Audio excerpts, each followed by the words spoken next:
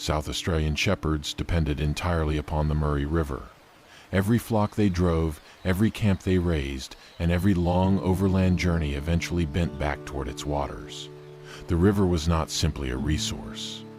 It was the spine of the colony's pastoral trade, and the men who worked its banks measured their lives by its floods, its droughts, and the quiet reliability of its lagoons. Yet among the Ngarrindjeri people, whose country stretched across the lower Murray, Lake Alexandrina, and the tangled wetlands beyond, certain lagoons remained untouched after sunset, not because of flood danger, not because of crocodiles or snakes, but because something older was believed to live beneath the reeds, and the elders had long taught that the water in those places did not belong to men. The expedition that year followed a familiar route. A small party of shepherds, 3 Europeans and 1 Aboriginal stockman, moved a flock of nearly 600 sheep along the fringes of Lake Alexandrina, following the reed lines toward a shallow crossing used for generations. The wetlands there formed a slow labyrinth of channels, backwaters, and floating weed. In places the water lay so still it mirrored the sky without a single ripple, and the reeds grew so thick that a man could walk within arm's reach of the shoreline without ever seeing open water. It was beautiful country in its own austere way, but it was also country that swallowed sound. Voices carried strangely across it. Footfalls seemed muffled.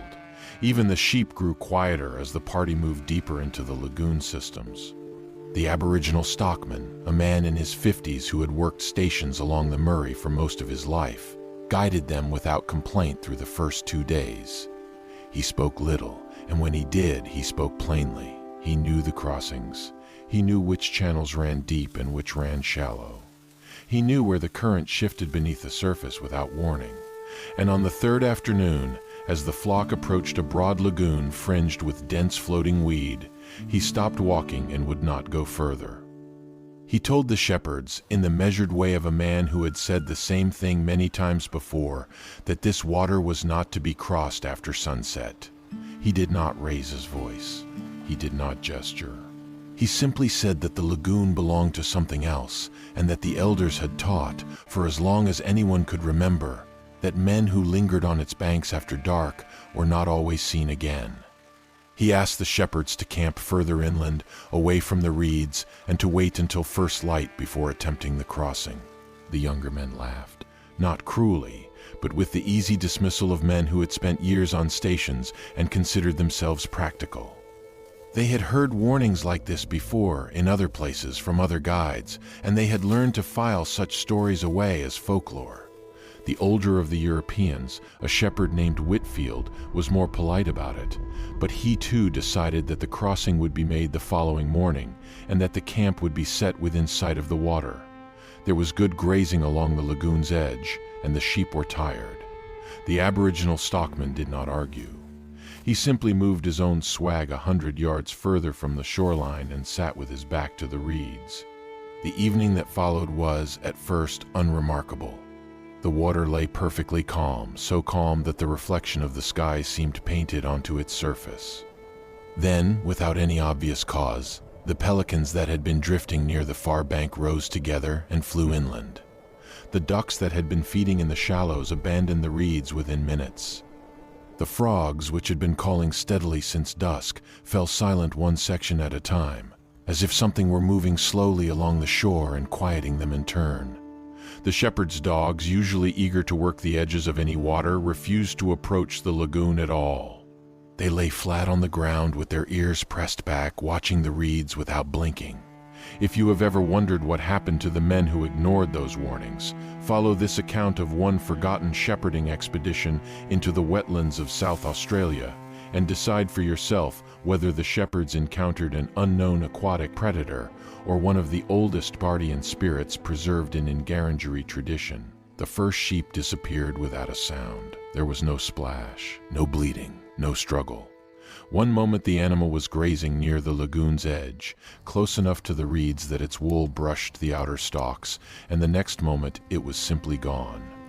The shepherd nearest to it, a young man named Corliss, looked up when he felt the silence rather than heard it. He counted the flock twice.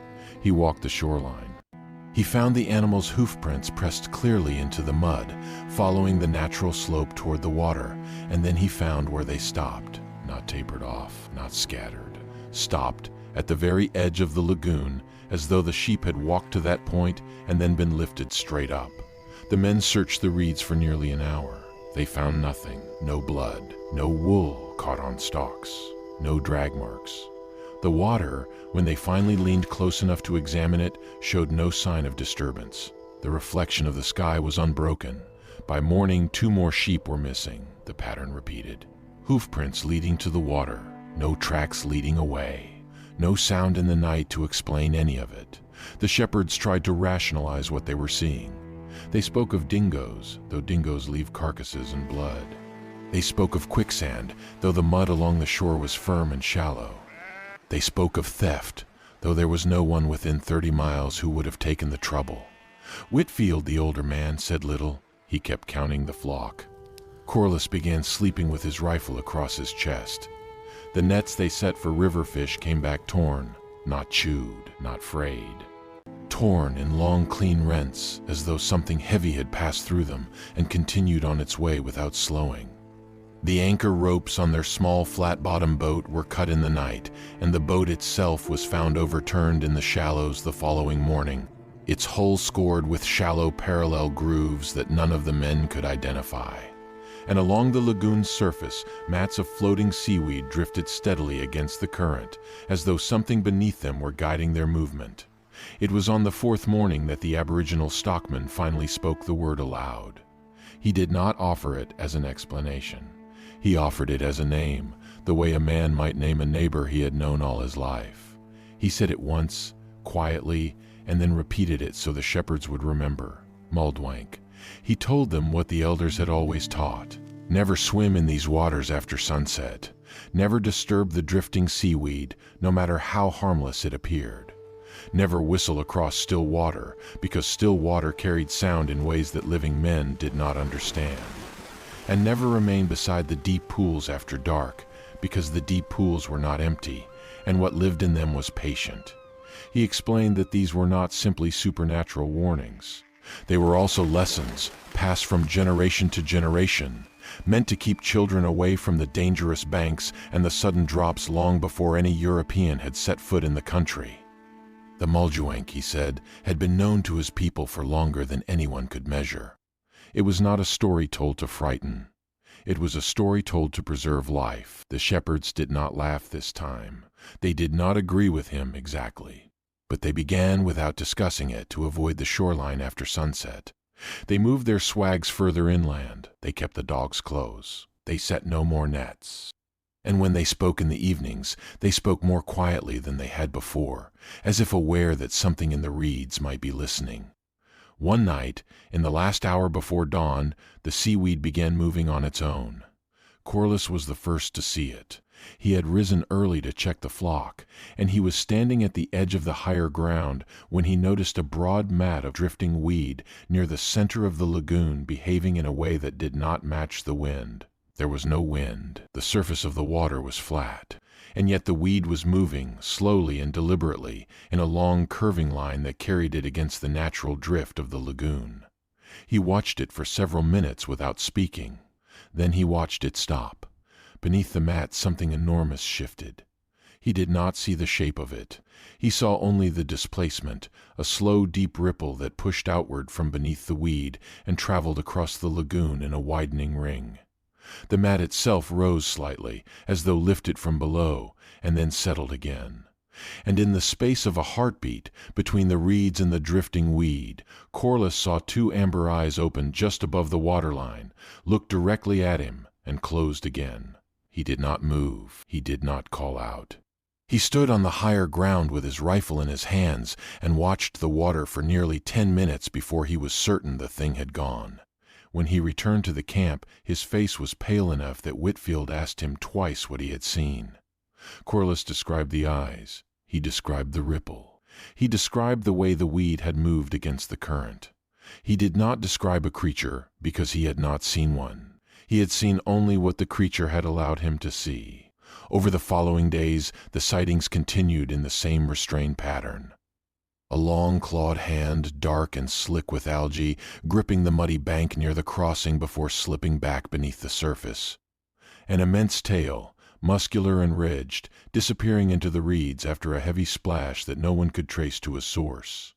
A broad shadow passing beneath the boat as it was being repaired, so large that the men who saw it swore afterward that the shadow had extended past the bow and the stern at the same time. Never a full body. Never a complete outline, only pieces glimpsed in the moments between reeds and weed and light, and no two men described the same creature.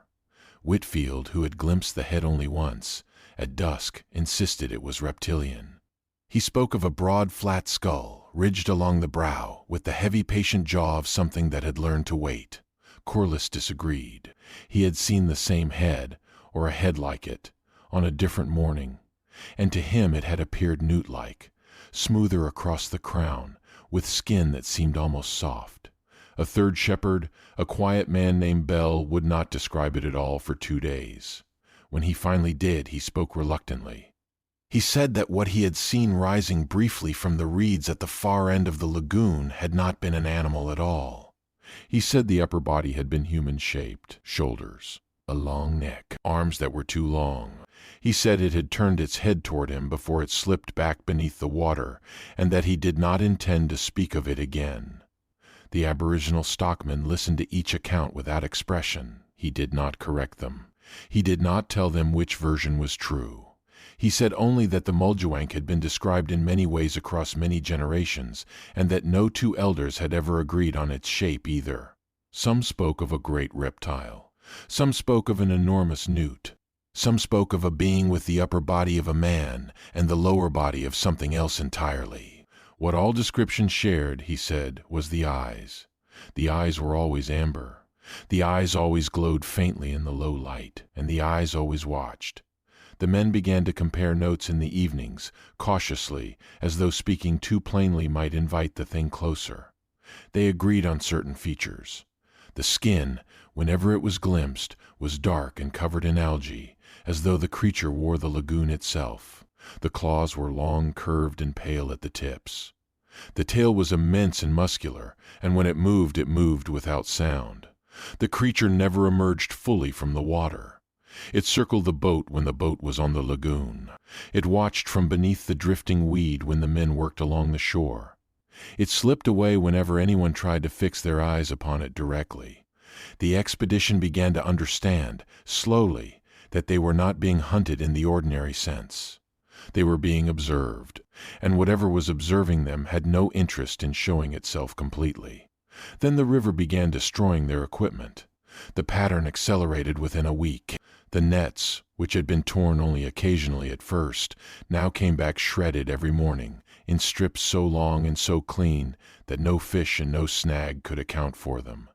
The anchor ropes on the repaired boat were cut again, this time not once but 3 times in a single night, each cut made below the waterline where no hand could easily reach.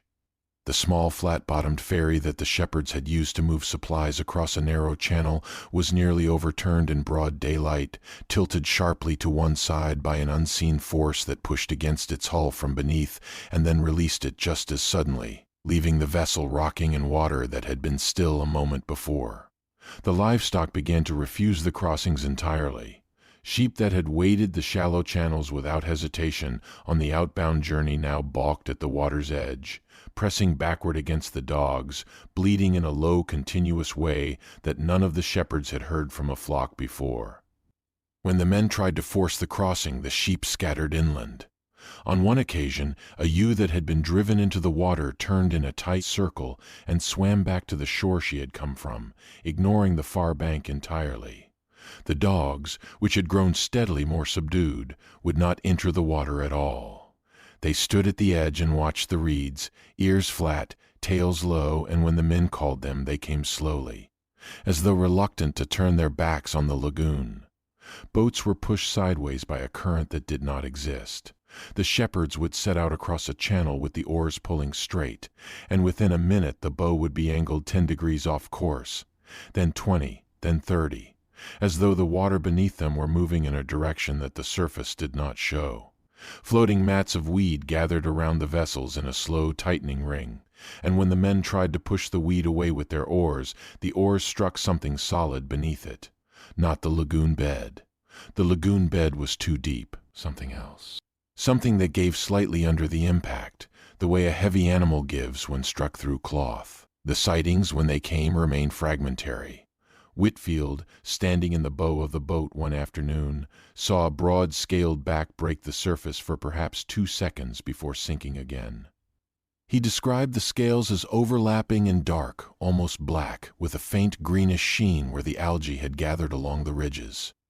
Corliss, watching from the shore that same afternoon, saw the enormous tail that followed it, and he said the tail alone was longer than the boat.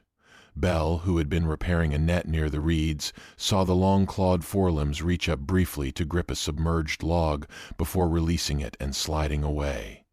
He said the forelimbs were muscular in a way that no reptile he had ever seen could match, and that the claws had left grooves in the soft wood that he could measure with his fingers. Someone, on one of those days, saw a ridged spine break the surface in a long, slow arc, the way the back of a whale might break the surface, except that this was freshwater and no whale had ever reached these lagoons. Someone else saw the huge shadow beneath the water, the same shadow that had passed under the boat before, and this time it was accompanied by 2 faint amber points of light, deep down, watching upward. And someone, though no one would later admit to being the one who saw it, glimpsed a pair of glowing eyes between the reeds one evening, at a height that suggested the creature was standing, not swimming, in shallow water. No complete view was ever obtained. The men began to accept that no complete view would be. The Aboriginal stockman, who had watched the escalation without surprise, offered a further set of rules. He spoke them plainly, as he had spoken the first ones. Never follow moving weed, no matter how curious it seemed. Never row after sunset, regardless of how urgent the reason. Never chase the disturbance in the water, even if it appeared to be retreating. And if the lagoon ever became completely silent, without birds, without frogs, without the small movement of insects along its surface, leave the shoreline immediately and do not look back. The shepherds listened. Most of them obeyed. But one of them, driven by the pressure of the missing flock and the mounting losses, decided that a crossing had to be attempted. He ignored every warning. The shepherd was Corliss. He had counted the flock again the previous evening and found that nearly 40 sheep had been separated from the main body during the earlier confusion at the water's edge. They had drifted along the far bank during the panicked crossings and had eventually stranded themselves on a low island beyond a flooded channel, where the reeds grew thin and the ground rose slightly above the waterline. They were visible from the camp. They could be heard, faintly, bleeding across the water in the mornings. And they could not be reached without a boat. Corliss made his decision quietly. He did not announce it in the evening. He rose before dawn, took the small flat-bottomed boat that had been repaired twice already, and pushed off from the shore before the others were awake. The Aboriginal stockman saw him go. He did not call out. He stood at the edge of the higher ground and watched. The water was calm when Corliss set out. The floating weed was scattered across the lagoon in the loose pattern it always held at that hour, and the current, such as it was, ran steadily from the inflow channel toward the outflow at the far end. Corliss rowed cleanly for the first several minutes. He was a strong oarsman, and the distance to the stranded flock was not great. The weed began to gather around him halfway across. He noticed it first as a slight resistance against the oars, the way a boat begins to feel heavier when it enters shallow reeds. He looked over the side and saw that the drifting weed had closed in around the hull in a rough circle, matting the surface for perhaps 10 feet in every direction. He tried to push through it. The oars caught. He tried to pull sideways to break free. The weed held. Then the current reversed. He felt it in the boat before he saw it in the water. The bow, which had been pointed toward the island, began to swing slowly to one side, and then more sharply, until the boat was turning in place. The weed around him held its shape. It did not scatter. It did not drift. It rotated with the boat, as though the entire mat and the vessel within it were being turned by something below. A heavy object struck the hull, not a scrape. A strike deliberate and solid from directly beneath. The boat lifted several inches out of the water on one side and then dropped back. Corliss gripped the gunwales and held on. He saw, in the confused seconds that followed, only fragments. An enormous clawed limb broke the surface briefly on his left, reached toward the hull, and withdrew before he could turn to face it. A scaled shoulder, broad and slick, rose from the weed on his right, streaming water and algae, and disappeared before he could focus on it. He saw skin that seemed amphibious, wet in a way that suggested it had never been dry, dark, and mottled and shining in the low morning light. He saw the tail again, or part of it, curving beneath the boat and displacing so much water that the vessel rocked violently in its wake. He saw for the briefest possible moment the broad, monstrous head, or the top of it, break the surface just long enough to fix its glowing amber eyes on him before sinking again. The creature disappeared before he could form any complete impression of it. The weed released the boat. The current returned to its ordinary direction. Corliss found himself drifting slowly back toward the shore he had come from, the oars still in his hands, his knuckles white. He did not attempt the crossing again. He did not attempt any crossing. When he reached the camp, he did not speak for nearly an hour. When he finally did, he said only that he understood now what the stockman had been telling them. He said that the lagoon was not a lagoon in the ordinary sense. He said that it was defending itself. The stranded sheep were left where they were. No one suggested otherwise. Then the water finally erupted. The storm came without warning. There had been no cloud on the horizon at dusk, no shift in the wind, no drop in pressure that any of the men could later recall. The evening had been still, unnaturally so, with the kind of flat silence that had come to define the lagoon in its worst hours.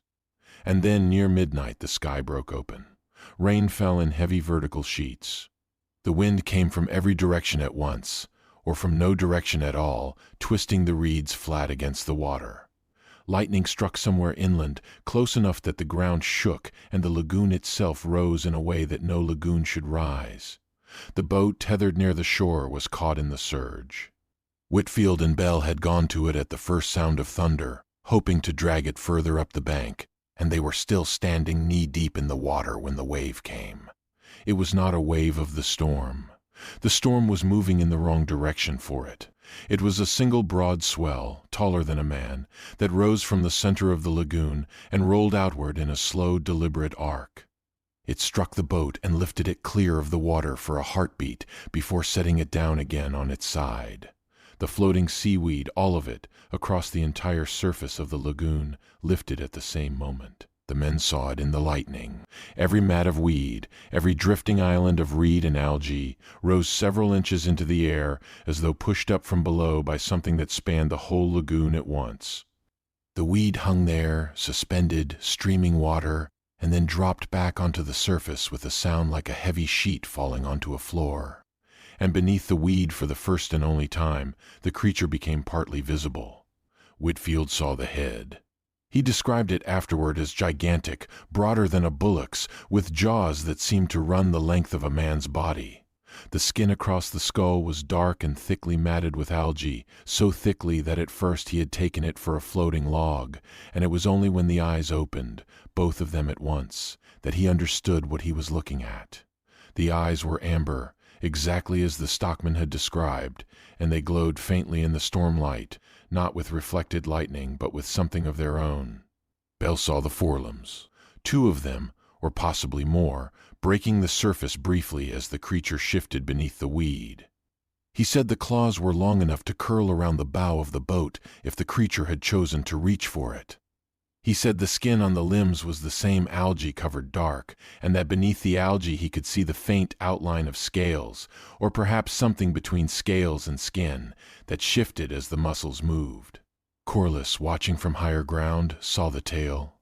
He said afterward that the tail alone was longer than the boat and the tether combined, and that when it moved without any of the thrashing that a fish or a crocodile would produce. It moved smoothly, deliberately, in a long, slow arc that displaced an enormous volume of water and yet made almost no sound. He said the body beyond the tail was too large to be understood at a glance. It disappeared beneath the surface in a length that suggested the creature was longer than the boat and the shore combined. The Aboriginal stockman standing beside Corliss said nothing at first. He watched the lagoon with the same measured expression he had worn since the beginning. When he finally spoke, he said only that they were seeing what they had been meant to see, and that they would not see any more. Others, later, insisted on different details. One of the shepherds, in the confusion of the storm, swore that he had briefly seen human-like shoulders above the water, dark and streaming, with arms that were too long and a neck that turned in a way that no reptile's neck could turn. He said the shoulders had risen for perhaps 2 seconds and then sunk again. He did not claim that the rest of the descriptions were wrong. He said only that this was what he had seen, and that he would not argue about it. No two accounts fully agreed. They never had. The most disturbing part of the encounter, however, was not the creature's appearance. It was its restraint. It did not pursue the shepherds onto land. It did not lunge at Whitfield and Bell in the shallows, though both men were within reach. It did not close its jaws on the boat, though the boat was directly above it. It did what it had come to do, and no more. It overturned the abandoned boat with a single motion of its tail, tipping the vessel completely upside down and driving it several feet under the surface before releasing it. It tore through the last of the fishing nets that had been left strung along the shore, shredding them so thoroughly that only fragments remained tangled on the reeds by morning. And then, with the same slow, deliberate movement it had shown throughout, it sank back beneath the drifting weed and disappeared. The lagoon became perfectly still. The wind died. The rain stopped. The surface of the water settled back into the flat mirror it had been before the storm, so quickly that the men who watched it could not agree afterward on how long the storm had lasted, or whether it had truly been a storm at all. The Aboriginal stockman looked at the water for a long moment. Then he said quietly that it had reclaimed its water. The crossing was permanently abandoned the following morning. No shepherd argued. No shepherd suggested another route. They gathered what remained of the flock, turned inland, and moved away from the lagoon along the higher ground, following a longer path that added 3 days to their journey. They did not look back at the water for as long as it remained in sight. Years later, the old ferry route no longer existed. The station records from that season are incomplete, as many pastoral records from the lower Murray are, but the entries that survive mention repeated livestock losses along the Lake Alexandrina wetlands, and note in a plain hand that the crossing near the affected lagoon had been abandoned by the men who worked it. There is no mention of the Muldjewangk in the ledger. There would not have been. The shepherds who kept those records were practical men, and practical men did not write folklore into station accounts. But the losses are there, and the abandonment is there, and the route is marked as closed. The old ferry, which had operated intermittently along that stretch of the river for nearly 2 decades, was permanently closed within a few years of the 1887 season. The reasons given in the surviving correspondence are practical: silting, shifting channels, insufficient traffic. But the men who had worked the ferry did not object to its closure, and the shepherds who might have used it took the longer inland route without complaint. Aboriginal traditions along the lower Murray continued unchanged. The elders taught the same warnings they had always taught. Never swim in the deep pools after sunset. Never disturb the drifting seaweed. Never whistle across still water. Never remain beside the reeds after dark. The stories of the Muljawank were passed to the children as they had always been passed, not as entertainment but as instruction. The dangerous pools were named. The safe crossings were named. The distinction was kept clear. Similar accounts emerged, over the following years, from other parts of Lake Alexandrina and the surrounding waterways. A boatman near Point McLee reported his vessel being pushed sideways by an unseen force in calm water. A fisherman near the Korong described nets torn in the same long, clean rents that the 1887 shepherds had described. A stockman moving cattle across a shallow channel near Milong reported that his lead animal had refused the crossing, and that, when he looked into the water, he had seen 2 amber points of light beneath the surface, watching upward. None of these accounts named the creature. They did not need to. Every story, when compared side by side, included the same recurring features: moving seaweed, silent water, glowing amber eyes, torn fishing nets, overturned boats, disappearing swimmers, a huge tail, long claws, an appearance that no two witnesses could ever fully agree upon, deep pools that no one wanted to cross after dark. The shepherds of 1887 never agreed on what they had seen. Whitfield remained convinced, until the end of his life, that the Muljawank was a gigantic reptile of a kind unknown to science, hidden beneath the reeds of the lower Murray and preserved there by the isolation of the wetlands. Corliss disagreed. He believed, on the basis of the skin he had glimpsed during the crossing, that the creature was closer to an enormous newt than to any reptile, and that its amphibious quality was central to its nature. Bell, who spoke of it least, remained convinced that what he had seen rising from the reeds had been disturbingly human in its upper form, and that the creature was not an animal in the ordinary sense at all.